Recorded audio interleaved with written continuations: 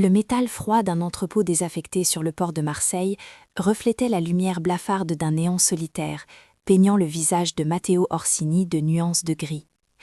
Vêtu d'un costume sur mesure qui semblait absorber l'ombre elle-même, il se tenait immobile, son regard d'acier fixé sur un homme agenouillé devant lui, un traître dont le sort était déjà scellé par un simple hochement de tête. Pas un mot n'était nécessaire. Dans son monde, le silence était le messager le plus éloquent de la mort. Chaque geste était calculé, chaque décision définitive, une forteresse d'autodiscipline battue sur les ruines d'une tragédie familiale.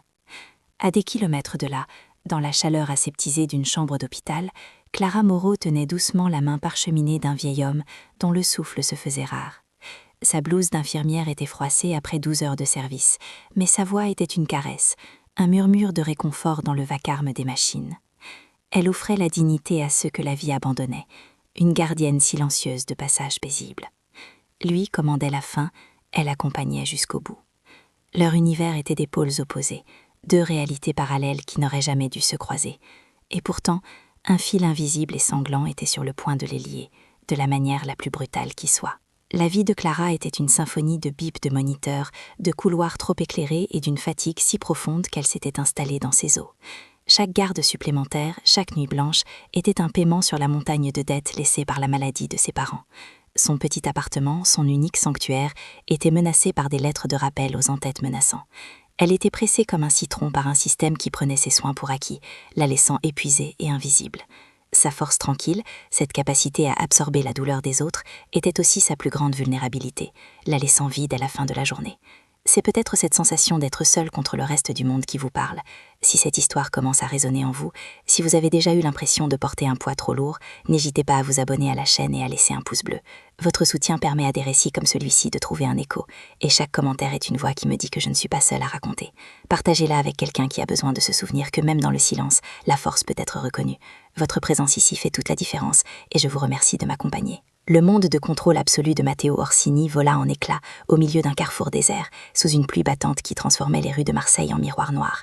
L'embuscade fut d'une précision chirurgicale, une chorégraphie de violence née d'une trahison intime. Les vitres blindées de sa berline cédèrent sous une pluie de balles, le son des impacts se mêla au fracas du tonnerre. La douleur fut une surprise brûlante, une insulte à son invincibilité. Il sentit le métal déchirer sa chair, 1, 2, 3 fois, le souffle coupé par la traîtrise plus encore que par les blessures. Son bras droit, Léo, riposta avec une fureur désespérée, réussissant à extraire leur véhicule de ce piège mortel. Mais le mal était fait. Matteo, l'ombre, l'homme qui n'avait jamais montré la moindre faiblesse, s'effondrait sur le cuir luxueux de son siège, son costume impeccable souillé d'un rouge écarlate. Son empire, bâti sur la peur et le respect, était soudainement vulnérable, car son cœur, la source de son pouvoir, était en train de s'éteindre. La forteresse venait de tomber de l'intérieur, le laissant se vider de son sang dans les bras de son seul ami véritable. Léo conduisait comme un damné, ses doigts crispés sur le volant, le visage blême sous les lumières intermittentes de la ville. Chaque seconde qui passait était une goutte de sang de Matteo perdue à jamais. Un hôpital était une condamnation à mort, les hommes de Ricci les y attendraient, ou la police finirait le travail. Il n'y avait aucune option officielle, aucune issue conventionnelle. Son esprit tournait à plein régime, cherchant une solution dans les recoins de sa mémoire. Et puis, une image lui revint. Une infirmière aux urgences, quelques mois plus tôt. Un de leurs hommes avait été blessé dans une bagarre de bar, et elle l'avait soigné avec un calme et une compétence qui défiaient le chaos ambiant. Elle n'avait posé aucune question superflue, son regard clair et direct, ne montrant ni peur ni jugement, seulement une éthique professionnelle inébranlable. Il se souvenait de son nom sur son badge, Clara Moreau. C'était un pari insensé, une folie née du désespoir le plus pur, mais c'était leur seule chance. Il avait fait une vérification de routine sur elle à l'époque, une précaution habituelle. Il avait son adresse. Forcer une civile innocente à entrer dans leur monde était une violation de toutes les règles de Matteo, mais les règles n'avaient plus cours quand le roi était en train de mourir. Le coup frappé à sa porte fit sursauter Clara. Il était presque 1 heure du matin, et le silence de son immeuble n'était habituellement troublé que par les bruits lointains de la ville. Elle venait de retrait, l'odeur d'antiseptique encore accrochée à ses cheveux, et s'était affalée sur son canapé, savourant les premières secondes de quiétude. Personne ne venait jamais chez elle à cette heure. Une vague d'appréhension lui serra la gorge. Elle jeta un œil par le Judas et son cœur s'arrêta. Un homme au visage dur, trempé par la pluie, se tenait sur son paillasson. Elle le reconnut vaguement, une présence inquiétante associée à un souvenir flou des urgences. Mais ce n'était pas lui qui la glaça d'effroi. C'était l'ombre massive qu'il soutenait, un deuxième homme, affaissé contre lui, dont la tête pendait mollement. Même dans la faible lumière du couloir, elle vit la tache sombre qui s'étendait sur son manteau. C'était du sang, beaucoup de sang. Son instinct d'infirmière et son instinct de survie entrèrent en collision violente. « N'ouvre pas !» hurla une voix dans sa tête. Mais le visage de l'homme debout était un masque de pure panique, et elle savait déjà qu'elle n'avait pas le choix. La violence du monde extérieur venait de trouver le chemin de son sanctuaire. Avant qu'elle ne puisse formuler une protestation, Léo poussa la porte, la forçant à reculer dans son propre salon. L'homme qu'il traînait était un poids mort, et ils s'effondrèrent tous les deux sur son tapis, une masse informe de vêtements trempés et de souffrance. L'odeur métallique du sang, mêlée à celle de la pluie et de l'eau de colonne coûteuse, envahit l'espace confiné de son appartement, souillant l'air de sa quiétude. « Aidez-le !» La voix de Léo était un grondement rauque, un ordre déguisé en supplique. « Vous êtes infirmière. Sauvez-le !» La terreur paralysa Clara pendant une seconde, puis des années de formation prirent dessus. Elle s'agenouilla, ses doigts cherchant un pouls au cou de l'inconnu, ignorant le tissu imbibé de sang. Le pouls était faible, erratique. « Il lui faut un hôpital, une salle d'opération », dit-elle, sa voix tremblant à peine. Léo secoua la tête, ses yeux la fixant avec une intensité terrifiante. « Impossible. S'il va à l'hôpital, il est mort. Si vous l'aidez ici, vos dettes sont effacées. Toute, une nouvelle vie. » Il marqua une pause, laissant le poids de ses mots s'installer.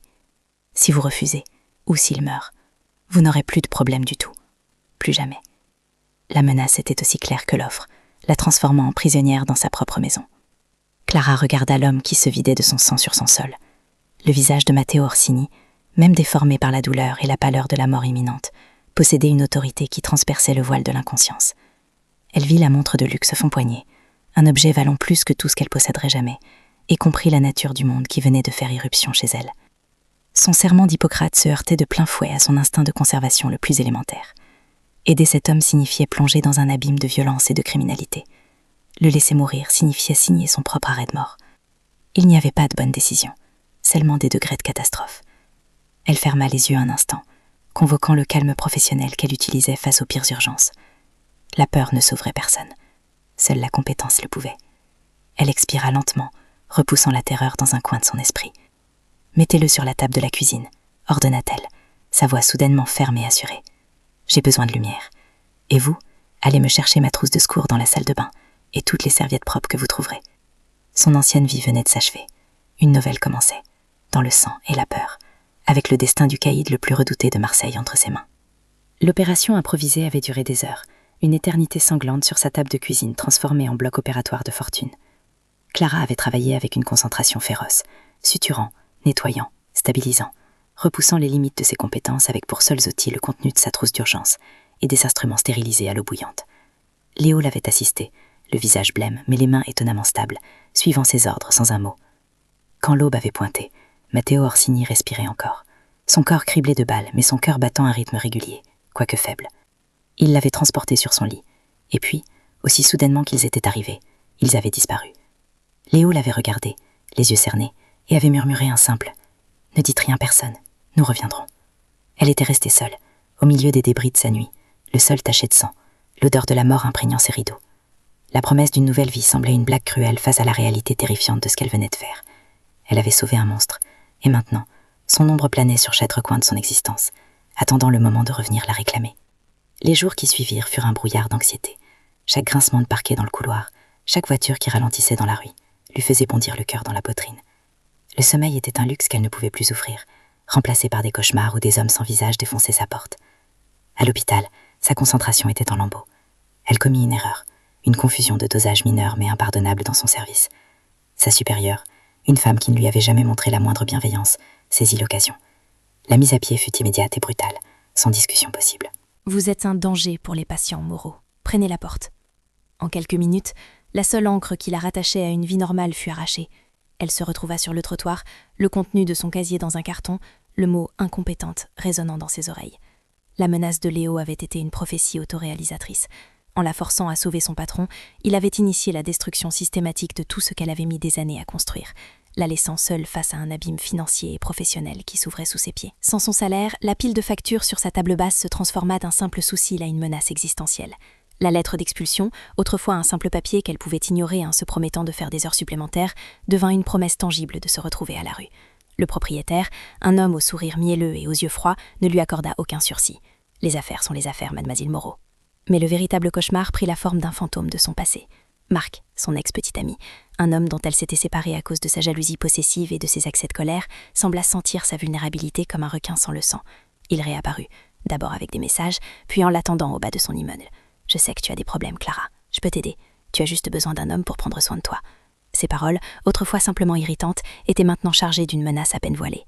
Il la voyait comme une proie affaiblie, et son sanctuaire, son petit appartement, était devenu une cage où elle se sentait de plus en plus piégée, harcelée de l'intérieur par les dettes et de l'extérieur par un prédateur qui connaissait toutes ses faiblesses. Le point de rupture arriva un soir de pluie, alors qu'elle rentrait d'un énième entretien d'embauche infructueux. Marc l'attendait, non plus en bas, mais directement sur son paillasson, bloquant sa porte. Son sourire avait disparu, remplacé par un masque de frustration agressive. « Arrête de m'ignorer, Clara, tu me le dois. » Il attrapa son bras, sa poigne se resserrant douloureusement. La panique monta en elle, froide et paralysante. C'est à cet instant précis qu'une voiture noire, silencieuse comme une panthère, se gara le long du trottoir. La portière arrière s'ouvrit, et Matteo Orsini en descendit. Il n'était pas complètement remis. Une légère raideur trahissait ses blessures, mais il se tenait droit, vêtu d'un costume sombre qui semblait taillé dans la nuit elle-même. Il ne dit rien. Il ne la regarda même pas au début. Son regard, d'une froideur polaire, se posa sur la main de Marc qui serrait le bras de Clara. Le temps sembla se suspendre. Marc, qui jouait au coq une seconde plus tôt, se figea, son visage se vidant de toute couleur. Il lâcha Clara comme si elle était brûlante, et recula d'un pas, puis d'un autre, avant de se retourner et de fuir sans demander son reste, disparaissant dans la nuit comme un simple cafard effrayé par la lumière. Matteo s'approcha lentement, son silence plus assourdissant que n'importe quel cri. Son regard quitta le coin de la rue où Marc avait disparu pour se poser sur elle. Il balaya son apparence, ses vêtements usés, les cernes sous ses yeux, la marque rouge sur son bras. Puis, son attention se porta au-delà d'elle, vers la porte de son appartement, où une nouvelle notification d'expulsion avait été glissée sous le chambranle. Clara sentit son regard analyser chaque détail de son désastre personnel avec une précision chirurgicale. Il n'avait pas besoin de poser de questions. Il voyait la part de son emploi dans sa posture incue, la peur dans la façon dont elle se tenait, la précarité dans la vie froissée sur sa porte. Léo sortit de la voiture et se tint respectueusement à distance, mais Clara vit l'échange de regards entre les deux hommes. Une information silencieuse passa, une confirmation probable de ce que Matteo avait déjà déduit. Une fureur froide et contenue émana de lui, non pas explosive, mais dense et glaciale. C'était l'indignation d'un roi découvrant qu'un serment fait en son nom avait été bafoué. Elle l'avait sauvé, et en retour, son monde l'avait brisé. Cette injustice était une insulte personnelle à son code d'honneur, une dette qu'il allait maintenant régler à sa manière. Vous ne pouvez pas rester ici. Sa voix était basse, un grondement dénué de toute émotion apparente, mais chaque mot était un ordre irrévocable. Il ne lui offrait pas de pitié, mais une solution, aussi tranchante et froide qu'une lame de couteau. Vos dettes sont réglées. L'homme qui vous importunait ne reviendra pas. Votre ancien employeur a exprimé ses plus sincères regrets et vous a versé une compensation généreuse. Mais ce n'est pas suffisant. Il sait où vous vivez. Il fit un pas vers elle, réduisant l'espace qui les séparait, son ombre l'enveloppant. Je vous offre un travail et un logement. Vous serez ma clinicienne personnelle, à ma disposition exclusive. Vous vivrez dans une résidence sécurisée, adjacente à la mienne. Vous n'aurez plus jamais à vous soucier de l'argent ou de votre sécurité. Il ne souriait pas. Ce n'était pas une proposition. C'était un redéploiement de ses pions sur l'échiquier. Il la retirait de la ligne de front où sa négligence l'avait placée et la mettait directement à côté de lui, la transformant d'une variable incontrôlable en un atout sous son contrôle absolu. Sa survie était désormais son affaire, mais sa liberté en était le prix implicite. Une vague de colère brûlante submergea la peur de Clara. Tout son être se rebella contre cette proposition. Après des semaines de terreur et de solitude, après avoir perdu son travail, sa paix, son avenir, il arrivait non pas avec des excuses, mais avec un contrat de servitude doré. « Non », dit-elle, sa voix tremblante, mais chargée d'une force qu'elle ne se connaissait pas. « Absolument pas. Vous n'avez pas le droit. Vous avez fait irruption dans ma vie, vous l'avez détruite, et maintenant vous pensez pouvoir m'acheter ? Pensez-vous que je suis un objet que vous pouvez déplacer à votre guise, une dette que vous pouvez régler avec un chèque ? J'étais infirmière, j'avais une vie. C'était peu, mais c'était à moi. » Elle leva le menton, le défiant du regard. « Je ne veux pas de votre argent, ni de votre protection. Je veux que vous me laissiez tranquille. Je me débrouillerai seule. Je l'ai toujours fait. » C'était peut-être insensé, peut-être suicidaire, mais son indépendance était la dernière chose qui lui restait. L'idée de la céder, de devenir une employée, une protégée, une possession de cet homme dangereux, était plus terrifiante encore que les menaces qui pesaient sur elle. C'était une mort de l'âme, et elle préférait encore risquer la mort du corps. Matteo ne scia pas face à sa rébellion. Il ne semblait ni surpris ni offensé. Il se contenta de la regarder avec une patience presque prédatrice, attendant que sa vague de colère se brise contre le roc de la réalité. « Seul » répéta-t-il doucement, le mot chargé d'un poids terrible. « L'homme qui était ici, Marc, reviendra. Il reviendra avec des amis, parce que son ego a été blessé. Le propriétaire vous mettra dehors demain matin. Les hommes de Ricci, ceux qui m'ont tiré dessus, ont fait le tour du quartier. Ils ont montré votre photo. Ils savent qu'une infirmière a été impliquée. Ils pensent que vous êtes ma maîtresse ou ma complice. Pensez-vous qu'ils vous demanderont poliment si vous voulez être laissé tranquille ? » Chaque phrase était un coup, démolissant sa fragile bravade. Votre indépendance vous a mené ici, à cette porte, tremblante de peur. Ce n'est pas une cage que je vous offre, mademoiselle Moreau. C'est la seule forteresse qui vous empêchera d'être enterré dans une tombe anonyme. Votre monde et le mien sont entrés en collision. Il n'y a pas de retour en arrière. Vous pouvez choisir de mourir libre ou de vivre sous ma protection. Il n'y a pas d'autre option. » Ces mots pendaient dans l'air froid et humide entre eux, irréfutables et cruels dans leur logique. Clara sentit le dernier souffle de sa résistance s'éteindre. Il avait raison. Sa fierté ne la protégerait pas des balles, son indépendance ne paierait pas son loyer ni n'effraierait les prédateurs qui tournaient autour d'elle. Elle regarda son petit appartement derrière lui, ce qui avait été son sanctuaire et qui était maintenant devenu une cible, une prison de peur. Elle pensa à la poignée de marque sur son bras, à la froideur dans les yeux de son propriétaire, à l'ombre anonyme des ennemis de Matteo. Il n'y avait aucune issue. Elle était piégée dans une guerre qui n'était pas la sienne, et le seul général qui pouvait la protéger était aussi son ravisseur. Une larme de pure frustration et de défaite roula sur sa joue. Elle l'essuya d'un geste rageur. Elle le détestait pour l'avoir mise dans cette situation, pour lui avoir enlevé tous ses choix. Mais elle se détestait encore plus pour sa propre impuissance. Elle leva les yeux vers lui, son regard rencontrant le sien, et elle hocha la tête. Un seul mouvement, à peine perceptible, mais qui scellait son destin. Elle acceptait l'impossible marché, renonçant à sa vie pour la sauver. Le penthouse de Matteo Orsini était un univers de verre, d'acier et de silence, suspendu au-dessus de Marseille. Pour Clara, c'était une cage dorée, spectaculaire et glaciale. Les baies vitrées, du sol au plafond, offraient une vue imprenable sur le vieux port, mais ne faisaient que souligner son propre emprisonnement. Tout était minimaliste, impersonnel, un mausolée dédié au contrôle. Sa première rencontre avec la mère de Matteo, Isabelle Orsini, ne fit qu'accentuer ce sentiment. Assise dans un fauteuil Louis XVI qui semblait déplacé dans ce décor moderne, la vieille femme l'observait avec des yeux d'un noir perçant, aussi vif et calculateur que celui de son fils. Clara se sentit disséquée, évaluée comme une nouvelle acquisition. Matteo, lui, fut direct, ses règles aussi tranchantes que le verre qui les entourait. Vous ne quittez cet étage sous aucun prétexte sans Léo. Votre téléphone, vos accès Internet, tout passe par mon système. Tout contact avec votre ancienne vie est terminé. Il appelait cela sa protection. Mais pour Clara, les mots sonnaient comme les barreaux d'une prison qui se refermait. Elle n'était plus une infirmière. Elle était un secret bien gardé, un trésor fragile enfermé dans la forteresse d'un roi blessé. Leur première véritable conversation eut lieu lors du changement de ses pansements, un rituel qui forçait une proximité tendue. L'odeur d'antiseptique se mêlait à son parfum coûteux, créant une atmosphère surréaliste. Clara travaillait avec un détachement professionnel, ses gestes précis et efficaces, ignorant la chaleur de sa peau sous ses doigts. Ce fut lui qui brisa le silence, sa voix un grondement sourd. « Vous me haïssez. » Ce n'était pas une question. Elle releva la tête, son regard croisant le sien, et décida que la peur ne lui dicterait plus ses mots. « Je hais la violence.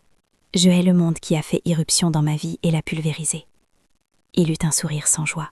« Ce monde vous a également sauvé de la noyade. Vos dettes, votre ex-petite amie, votre expulsion. N'étiez-vous pas déjà en train de couler ?» Leurs philosophies s'entrechoquèrent dans le silence de la pièce. Elle parlait de compassion et d'éthique. Il parlait de survie et de pouvoir. Dans mon monde, le contrôle n'est pas un choix.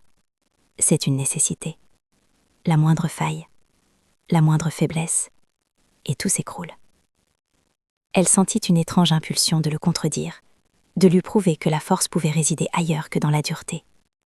Mais elle se tut, finissant son travail en silence. Cette nuit-là, les cauchemars la rattrapèrent. Elle revoyait le visage de Marc, sa poigne sur son bras, la porte de son appartement défoncée par des ombres sans visage. Elle se réveilla en sursaut, le cœur battant à tout rompre, les draps de soie égyptienne tordus autour de ses jambes. Une silhouette se tenait dans l'encadrement de la porte, sombre et immobile. C'était Matteo. La peur lui serra la gorge, avant qu'elle ne réalise qu'il ne la menaçait pas. Il s'approcha sans un mot, déposa un verre d'eau sur sa table de chevet, suivi d'un objet inattendu. Une petite boîte à musique en bois sombre, délicatement ouvragée. « Mon père le ferait à ma mère quand elle avait des insomnies », dit-il d'une voix rauque, presque embarrassée. Puis, il tourna les talons et disparut aussi silencieusement qu'il était apparu. Stupéfaite, Clara prit la boîte. Le geste était si déconcertant, si intime, qu'il ébranla toutes ses certitudes sur cet homme. Elle l'ouvrit. Une mélodie douce et mélancolique s'éleva dans la pièce silencieuse, une berceuse fragile dans un monde de violence. Pour la première fois, elle entrevit l'enfant qui se cachait derrière le monstre, l'histoire qui avait forgé sa carapace d'acier. Le danger qui les entourait n'était pas seulement extérieur. Clara le comprit quelques jours plus tard, en passant devant le bureau de Matteo. La porte était entr'ouverte, et elle entendait des voix basses et furieuses. C'étaient Matteo et Léo. Les mots « fuite d'informations »,« traître » et Richie savait exactement où et quand frapper, lus par Varan, chargé d'une tension mortelle. Soudain, un bruit de verre brisé déchira le silence, suivi d'un juron étouffé de Léo. Poussée par une curiosité morbide, elle risqua un coup d'œil. Matteo se tenait au milieu de la pièce, le visage fermé, une rangée de verres de cristal fracassés à ses pieds. C'était la première fois qu'elle le voyait perdre, ne serait-ce qu'une seconde, ce contrôle de fer qu'il s'imposait. Plus tard dans la journée, Léo la trouva seule dans la bibliothèque. Son visage était sombre, ses yeux la fixant avec une gravité nouvelle. « Faites attention, Clara. Ne parlez à personne de ce que vous entendez. Ne faites confiance à personne dans cette maison. Le serpent qui a mordu Matteo est toujours ici, quelque part. Et il rampe près de nous. » La forteresse n'était pas sûre. Elle était une cage partagée avec un prédateur invisible, et elle venait de comprendre que chaque visage amical pouvait cacher un ennemi. L'isolement la rongeait. Clara se sentait de plus en plus prisonnière, coupée de tout ce qui avait constitué sa vie. Un soir, poussée par une inquiétude tenace pour une voisine âgée et seule qu'elle avait l'habitude d'aider, elle commit une imprudence. Utilisant une vieille tablette qu'elle avait réussi à dissimuler et une faille dans le réseau Wi-Fi invité, elle envoya un court message anonyme à une assistante sociale, demandant simplement de s'assurer que Madame Dubois allait bien. L'acte était pur, dicté par la compassion. Mais dans le monde de Matteo, la pureté était une faiblesse mortelle. Moins de 10 minutes plus tard, il entra dans sa chambre sans frapper. Son calme était plus terrifiant que n'importe quelle explosion de colère. Il tenait sa propre tablette, où son message s'affichait. « Pensiez-vous vraiment pouvoir me tromper ? Chaque octet de données qui quitte cet endroit est analysé. Chaque signal est une fusée de détresse pour mes ennemis. » Il s'approcha, lui arracha sa tablette des mains et la brisa d'un seul geste sec contre le mur. « Votre gentillesse est un luxe que nous ne pouvons pas nous permettre. Elle nous tuera tous les deux. Ne recommencez jamais. » La violence du geste la laissa sans voix. Le rappel brutal que sa cage avait des yeux et des oreilles partout. La nouvelle que Léo rapporta quelques jours plus tard confirma les pires craintes de Matteo. Ces hommes sur le terrain avaient entendu des rumeurs. Les hommes de Marco Ricci ne se contentaient plus de chercher Matteo. Ils posaient des questions ciblées sur une femme. « Ils l'appellent l'infirmière de l'ombre », expliqua Léo, le visage tendu. « La rumeur dit que vous avez été sauvé par une femme et que vous la gardez cachée. Pour eux, elle est devenue votre talon d'Achille. En essayant de la protéger, de l'effacer du monde, Matteo l'avait involontairement mise en lumière, la transformant en une cible de choix. » Clara vit le regard de Matteo se durcir, devenir impénétrable. Il ne lui adressa pas la parole, mais elle sentit le changement dans l'atmosphère du penthouse. La sécurité fut doublée. Des hommes armés, autrefois discrets, patrouillaient désormais ouvertement dans les couloirs. Elle n'était plus simplement la soignante, la prisionnaire. Elle était devenue une pièce maîtresse dans leur jeu mortel, un levier que ses ennemis chercheraient à utiliser contre lui. La protection qu'il lui avait imposée se révélait être un projecteur, et elle se tenait désormais seule au centre de la scène, attendant la prochaine attaque. La menace prit une forme concrète et macabre une semaine plus tard. Un courrier, se faisant passer pour un livreur de fleurs, réussit à déjouer la première ligne de sécurité et à laisser un paquet à la réception de l'immeuble. Il était adressé personnellement à Matteo, mais son contenu était clairement destiné à Clara. Léo l'apporta, méfiant, et l'ouvrit avec précaution sur la table basse du salon. À l'intérieur, nichée sur un lit de satin noir, se trouvait une colombe blanche, morte. Ses plumes immaculées étaient souillées par une unique goutte de sang sur sa poitrine. Épinglée sur l'oiseau avec une aiguille chirurgicale, une petite coiffe d'infirmière, identique à celle qu'elle portait dans son ancien hôpital. Sous la coiffe, une photo polaroïd. Ce n'était pas une photo d'elle, mais de la porte de son ancien appartement, avec un cercle rouge vif dessiné autour de la serrure. Pas de mots, pas de revendications. Le message était glacial dans sa simplicité. « Nous savons qui tu es. Nous savons d'où tu viens, et nous pouvons atteindre tout ce que tu as un jour aimé. » L'air sembla se vider des poumons de Clara. Le passé qu'elle croyait derrière elle venait de la rattraper de la manière la plus violente qui soit. En voyant le contenu de la boîte, le visage de Matteo devint une toile de fureur contenue. Un silence glacial s'installa dans la pièce, plus lourd et plus menaçant que n'importe quel cri. Ses yeux, habituellement froids et calculateurs, brûlaient d'une rage pure qui semblait consumer tout l'oxygène autour de lui. Il s'approcha de Clara, qui tremblait sans pouvoir s'arrêter, et lui prit délicatement la boîte des mains, avant de la refermer d'un geste sec. Il ne la regarda pas. Son attention était entièrement tournée vers Léo. Sa voix, quand il parlait, était à peine un murmure, mais chaque syllabe était chargée d'une promesse de mort. « Trouve-le. Je veux le nom de celui qui a envoyé ça. Je veux savoir où il mange, où il dort, qui il aime. Et puis je ferai en sorte qu'il ne se réveille plus jamais. » Ce ne fut qu'après avoir donné cet ordre qu'il se tourna vers Clara. Pour la première fois, elle vit autre chose que de la colère dans son regard. Elle y vit une lueur de peur, non pas pour lui-même, mais pour elle. « À partir de cet instant, dit-il, sa voix ne tolérant aucune discussion, vous ne quittez plus mon champ de vision, pas une seule seconde. » Son statut venait de changer radicalement. De soignante, elle était devenue la chose la plus précieuse à protéger. Cette nuit-là, le sommeil était une contrée lointaine et inaccessible. L'image de la colombe morte était gravée derrière ses paupières. Incapable de rester enfermée, Clara se leva et se dirigea vers l'immense terrasse. L'abri marine était fraîche, et les lumières de Marseille scintillaient en contrebas comme une galaxie déchue. Il était déjà là, une silhouette sombre se découpant sur le panorama nocturne, regardant la ville qui lui appartenait. Il ne se retourna pas à son approche. « Il pense que vous êtes ma faiblesse », dit-il, sa voix se mêlant au murmure du vent. Il marqua une pause, puis ajouta, les mots chargés d'une détermination de fer. « Je vais leur prouver que vous êtes ma force. » Cette phrase flotta entre eux, à la fois une menace pour ses ennemis et une promesse pour elle. Clara le regarda, cet homme de violence et de paradoxe, qui était devenu son geôlier et son unique protecteur. Elle comprit alors la terrible vérité de sa nouvelle existence. Le refuge qu'il lui offrait était réel, mais il était au cœur même de la tempête. En la sauvant de son ancienne vie, il l'avait involontairement placée au centre de sa sienne, peignant une cible sur son dos aussi sûrement qu'il avait pensé ses propres blessures. La fausse tranquillité du penthouse vola en éclats au milieu du dîner. Ils mangeaient en silence, comme d'habitude, l'attention entre eux étant troisième convive invisible à leur table. Soudain, une série de détonations sourdes fit vibrer les baies vitrées. Ce n'était pas le bruit de la ville, c'était plus proche, plus intime, plus mortel. Avant que Clara n'ait pu réagir, Matteo était debout, son corps tendu comme un ressort, une main se portant instinctivement sur le côté, là où ses blessures le lançaient encore. Au même moment, les lumières clignotèrent et s'éteignirent, plongeant l'immense appartement dans une obscurité quasi totale, seulement percée par les lumières lointaines du port. Une alarme stridente se déclencha, un cri électronique qui déchira le silence. La porte du salon s'ouvrit à la volée, et la silhouette de Léo apparut, une arme à la main. « Ils sont à l'intérieur », allait-il, la panique perçant à peine sous son contrôle de fer. « Richie, ils sont passés la sécurité du hall. Le traître leur a donné les codes. » C'est un assaut en règle. La forteresse venait de tomber, et ils étaient piégés au sommet, dans une cage de verre suspendue au-dessus de l'abîme. « Suivez-moi, ne faites pas de bruit, restez juste derrière moi. » La voix de Matteo était un murmure glacé dans l'obscurité, un phare de calme au milieu de la tempête. Il attrapa la main de Clara, ses doigts s'enroulant autour des siens avec une force qui n'était pas brutale mais absolue. Sa chaleur était un point d'ancrage dans la terreur qui menaçait de la submerger.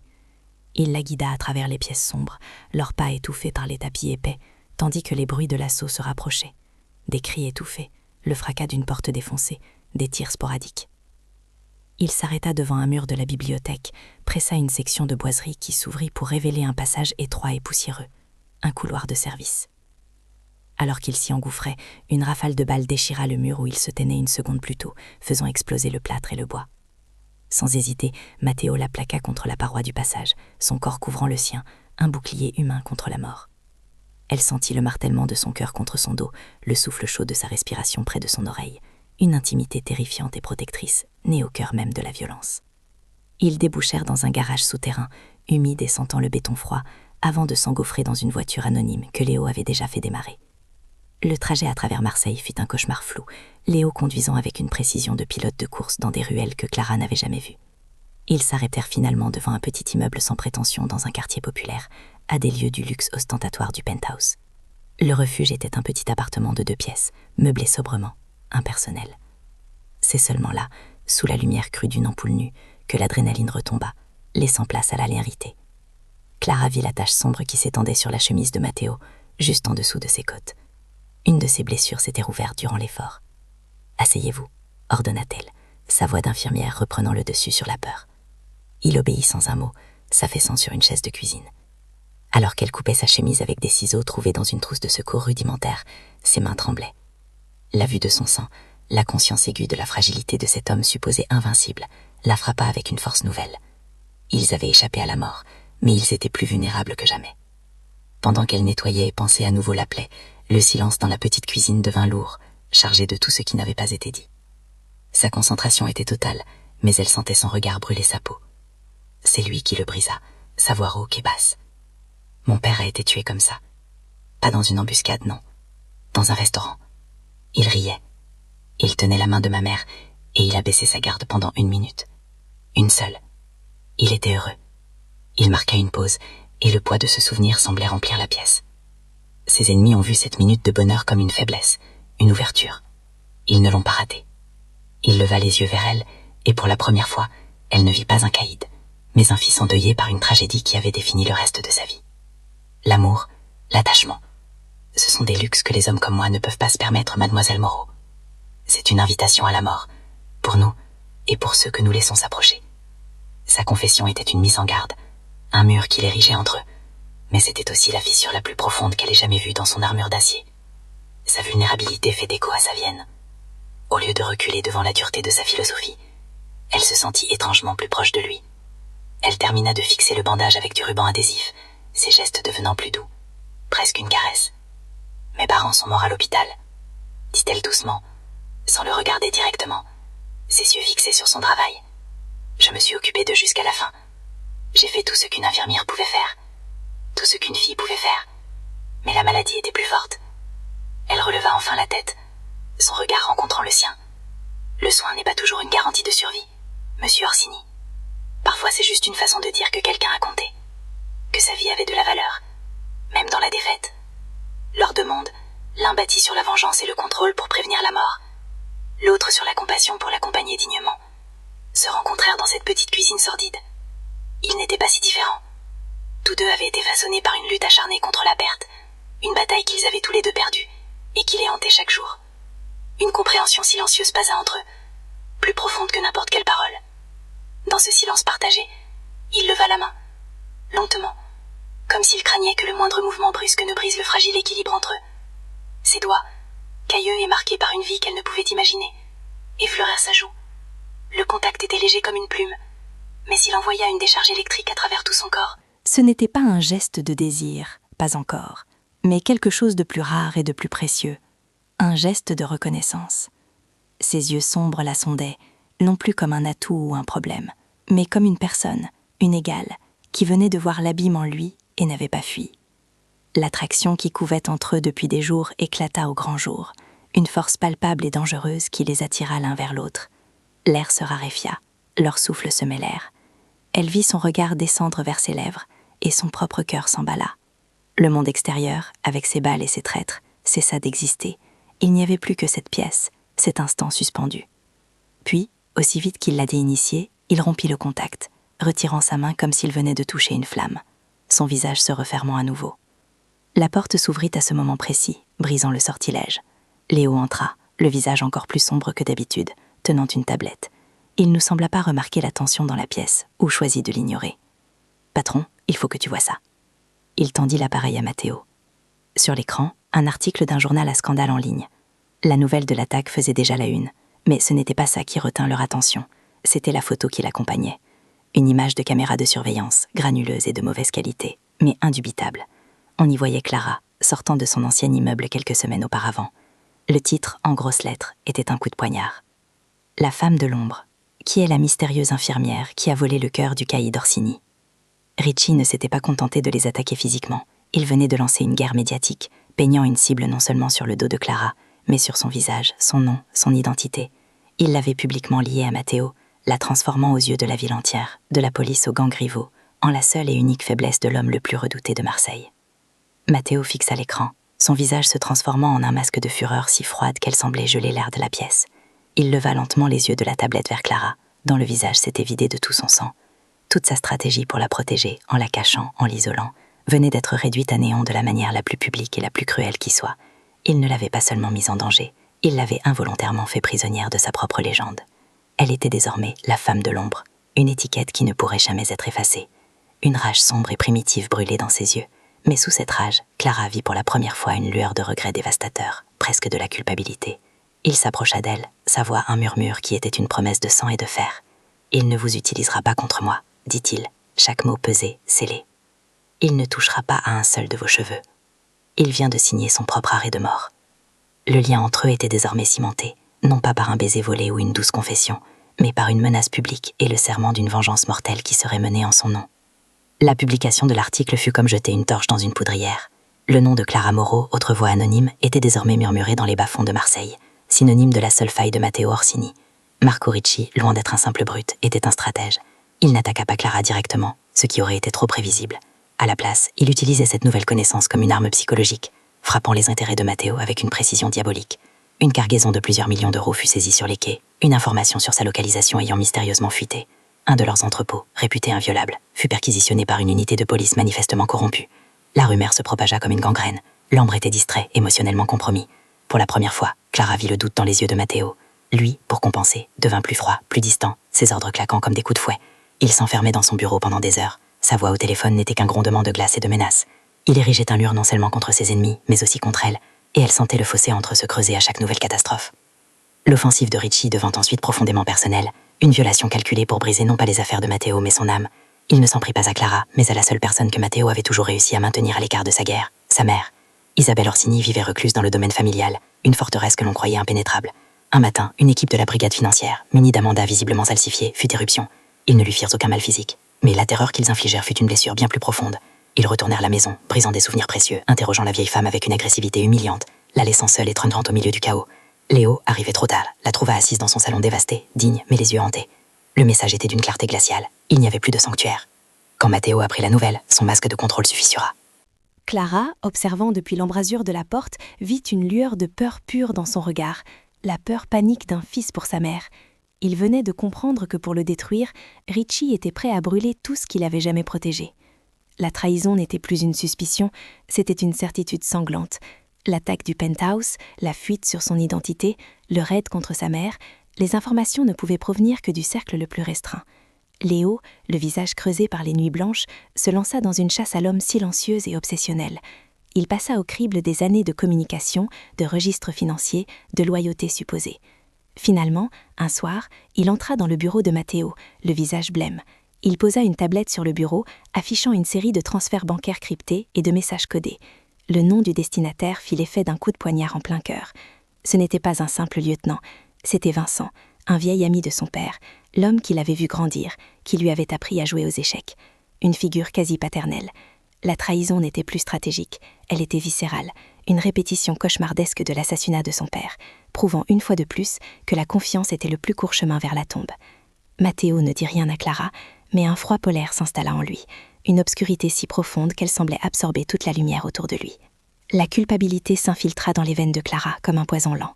Chaque nouvelle défaite, chaque regard inquiet sur le visage de Léo, chaque heure que Matteo passait enfermé dans son silence glacial, elle se les attribuait. Le poids de sa présence devint insupportable. Un soir, elle surprit une conversation houleuse entre les deux hommes. La porte du bureau était entr'ouverte, et la voix de Léo, habituellement si mesurée, était chargée de frustration. « Depuis qu'elle est là, tout s'effondre, Matteo. Richie joue avec nous parce qu'il sait que tu tiens à elle. Il sait que tu ne prendras aucun risque tant qu'elle sera dans l'équation. Elle est la raison pour laquelle nous perdons. » Chaque mot fut une lame qui s'enfonça dans sa poitrine. Ce n'était plus une suspicion, c'était une vérité énoncée par l'homme le plus loyal de Matteo. Elle était le point faible, l'anomalie qui avait déréglé la machine parfaitement huilée de son existence. L'ironie était cruelle. En lui sauvant la vie, elle était en train de détruire tout pour quoi il vivait. Le soin qu'elle lui avait prodigué était devenu une arme retournée contre lui, et elle ne voyait plus comment arrêter l'hémorragie. Aveuglé par la rage et la peur, Matteo commit l'erreur fatale. Convaincu que la seule façon de la protéger était de l'enfermer, il la traita non plus comme une alliée, mais comme un objet précieux et fragile. Il fit ce qu'il faisait de mieux. Il imposa un contrôle absolu. Du jour au lendemain, les règles changèrent. Il lui interdit de quitter sa chambre sans escorte, même pour aller dans le salon. Il confisqua le téléphone prépayé que Léo lui avait donné pour qu'elle puisse parler à Isabelle, coupant leur seul lien d'amitié. L'accès à la petite terrasse sur le toit, son unique bouffée d'air frais, lui fut révoqué. « C'est pour ta sécurité », dit-il, sa voix dure et impersonnelle, refusant de croiser son regard. Il pensait la mettre à l'abri, mais tout ce qu'elle ressentit fut le froid des barreaux d'une cage. C'était la négation de tout ce qu'ils avaient partagé, de cette fragile confiance née dans le sang et la peur. Il ne la voyait plus comme une personne, mais comme une variable à contenir, une faiblesse à isoler. Ce n'était pas de la protection, c'était la plus profonde des trahisons. Ce fut la goutte d'eau qui fit déborder le vase. Clara ne pouvait pas être la cause de sa chute. Elle ne pouvait pas rester et le regarder se faire démanteler pièce par pièce à cause d'elle. Si sa présence était une arme pour ses ennemis, alors son absence serait son seul bouclier. Elle devait disparaître. Pendant que Matteo, consumé par sa vendetta contre Vincent, était absent pour une réunion stratégique qui dura toute la nuit, elle mit son plan à exécution. Elle avait passé des semaines à observer, à apprendre les routines, les failles. Elle utilisa son intelligence discrète, la seule chose qu'ils avaient toujours sous-estimée. Elle repéra un changement de garde moins vigilant, une caméra dont l'angle mort durait 30 secondes de trop. Elle n'emporta rien, aucun souvenir, aucune attache. Sur son oreiller, elle laissa une simple note, écrite d'une main tremblante mais résolue. « Chaque minute où je reste vous affaiblit. Je ne serai pas l'arme qui vous détruira. C'est la seule façon que j'ai de vous protéger.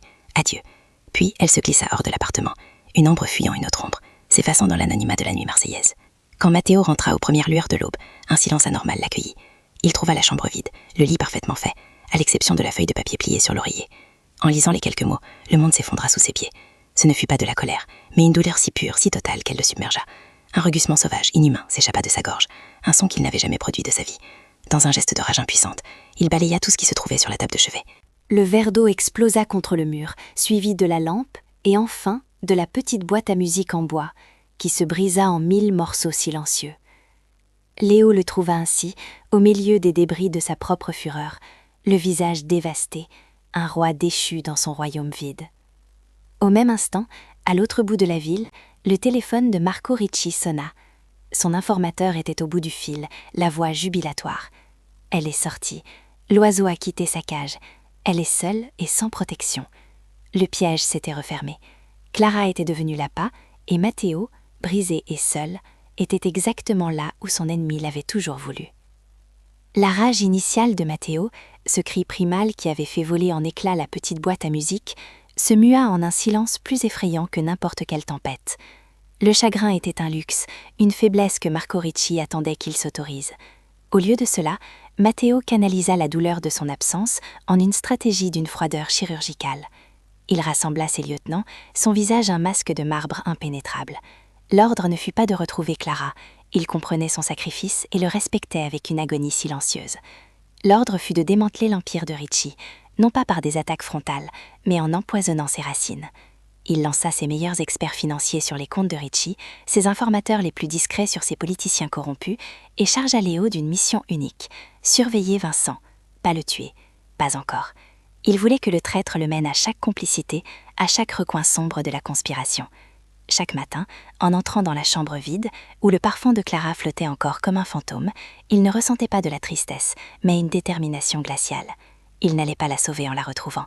Il allait la sauver en anéantissant le monde qu'il avait forcé à fuir, pour qu'un jour peut-être, il existe un endroit où elle pourrait revenir. Clara, de son côté, n'avait pas fui pour se cacher passivement. Elle savait qu'être une proie immobile était une condamnation à mort. Sa force n'était pas dans la violence, mais dans l'intelligence et l'invisibilité. Elle trouva refuge dans un lieu où personne ne songerait à la chercher, un couvent délabré dans les quartiers nord, tenu par des sœurs âgées qui offraient un abri aux femmes en détresse. Elle y devint sœur Agathe, une novice laïque, utilisant ses compétences d'infirmière pour soigner les malades et les blessés du quartier, se fondant dans un anonymat de compassion et de service. Mais sous le voile de la piété, son esprit tournait à plein régime. Elle se souvenait de bribes de conversation, de noms de sociétés écrans mentionnés par Matteo, de lieux de rendez-vous. Avec un téléphone prépayé acheté en liquide et une prudence infinie, elle commença sa propre guerre. Elle contacta de manière anonyme un journaliste d'investigation connu pour son intégrité, lui livrant des informations fragmentaires mais précises, des pistes qui, une fois assemblées, commenceraient à dessiner la carte de la corruption de Ricci. Elle n'était pas une victime en fuite, elle était un fantôme qui avait décidé de hanter ses bourreaux, armé non pas d'un pistolet, mais de la vérité. Le piège se referma avec une précision cruelle, non pas grâce aux hommes de Ricci, mais à cause de la propre nature de Clara. Une épidémie de grippe frappa durement le quartier, et l'une des sœurs aînées du couvent tomba gravement malade, ses poumons se remplissant de liquide. Les services d'urgence étaient saturés, aucune ambulance ne pouvait venir avant des heures. C'était une condamnation. Clara savait que pratiquer une intervention risquée en dehors d'un hôpital l'exposerait, mais la regarder mourir était impossible. Elle prit la décision en une fraction de seconde, envoyant une jeune novice chercher du matériel spécifique dans la seule pharmacie ouverte tard le soir.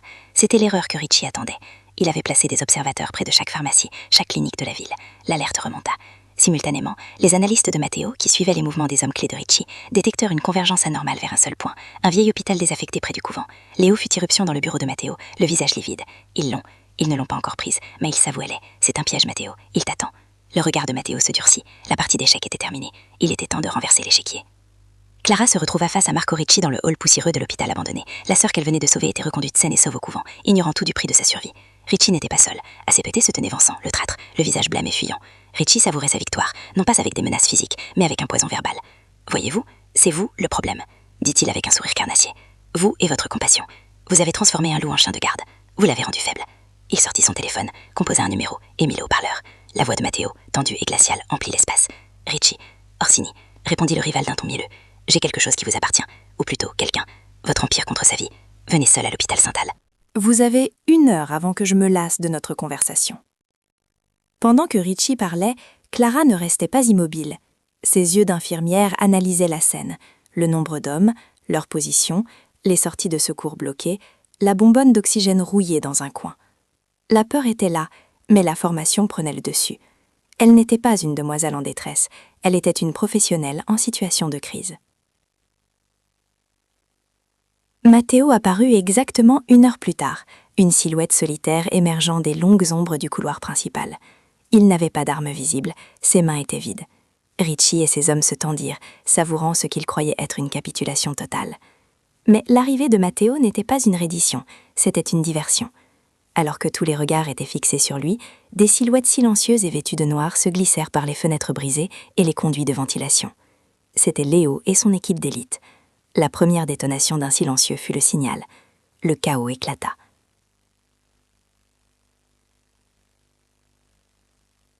Dans la confusion, Richie attrapa Clara, la plaquant contre lui et pressant un pistolet sur sa tempe.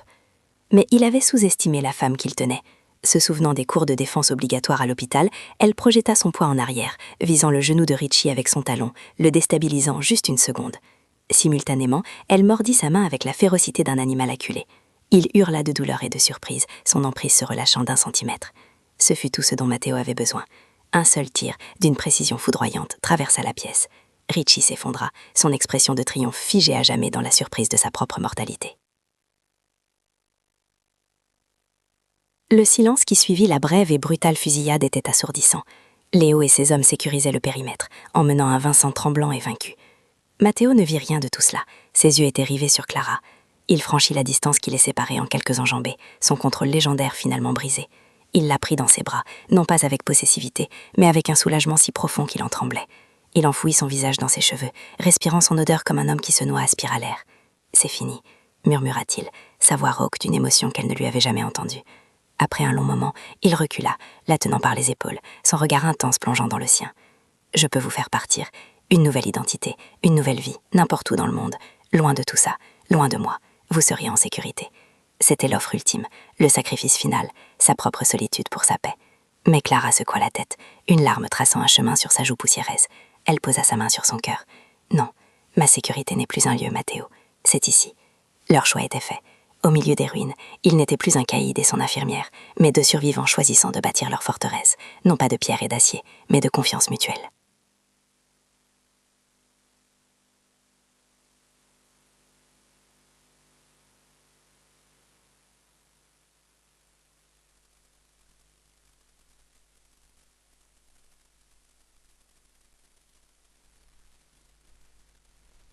Les mois qui suivirent la nuit à l'hôpital désaffecté furent une lente reconstruction, non seulement de l'empire d'Orsini, mais aussi de leurs 2 âmes brisées. Le monde de Matteo, autrefois régi par une méfiance glaciale, fut purgé de ses éléments les plus toxiques. Vincent et les autres traîtres ne furent pas éliminés dans l'ombre. Ils furent livrés à un système judiciaire que Matteo, avec une nouvelle subtilité, avait appris à manipuler. Leurs procès furent publics, leurs crimes exposés, une démonstration de force plus durable que n'importe quelle exécution sommaire. Clara, quant à elle, n'était plus une captive dorée. Elle se déplaçait dans le penthouse avec une assurance tranquille, sa présence ayant transformé ce mausolée de verre et d'acier en un lieu de vie. Des plantes vertes serpentaient le long des fenêtres qui ne semblaient plus être des barreaux, et des livres s'empilaient sur des tables autrefois vides. Elle n'assistait jamais à ces réunions d'affaires, mais chaque homme qui croisait son regard comprenait instinctivement qu'elle était la nouvelle boussole morale de cet univers, le nord immuable qui guidait désormais les décisions du roi. Sa douceur n'avait pas affaibli le royaume, elle lui avait donné une fondation.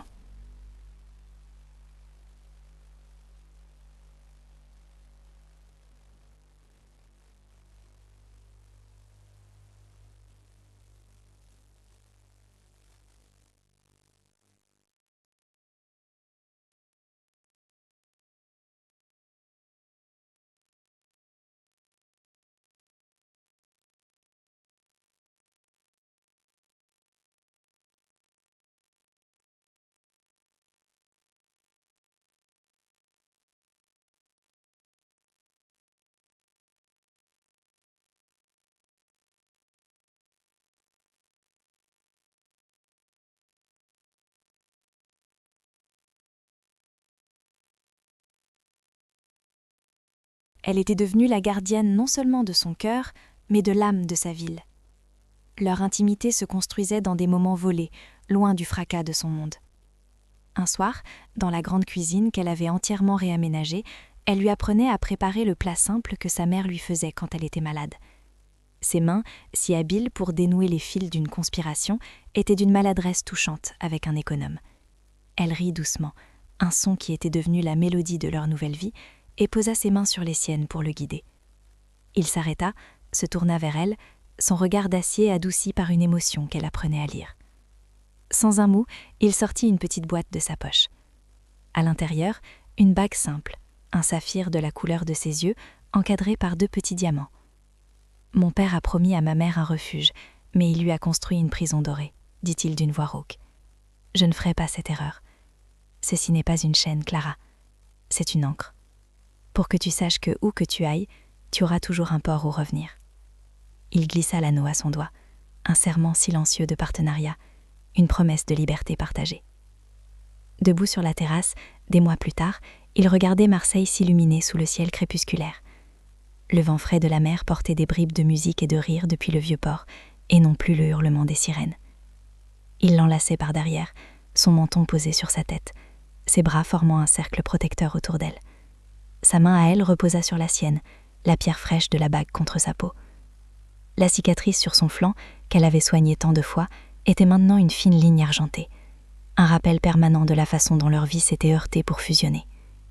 Il n'était plus l'ombre, le souverain solitaire de la nuit, et elle n'était plus l'infirmière invisible portant le poids du monde. Ils étaient simplement Matteo et Clara, 2 survivants qui avaient découvert que la plus grande des forteresses n'était pas faite de murs, mais de la confiance absolue en une autre personne. Peut-être que la vraie justice, c'est simplement ça. Trouver la seule âme au monde qui fait de vos cicatrices un endroit où l'on peut enfin se reposer. Si cette histoire a trouvé un écho en vous, merci de nous avoir accompagnés. Votre soutien est ce qui permet à de tels récits de continuer à exister.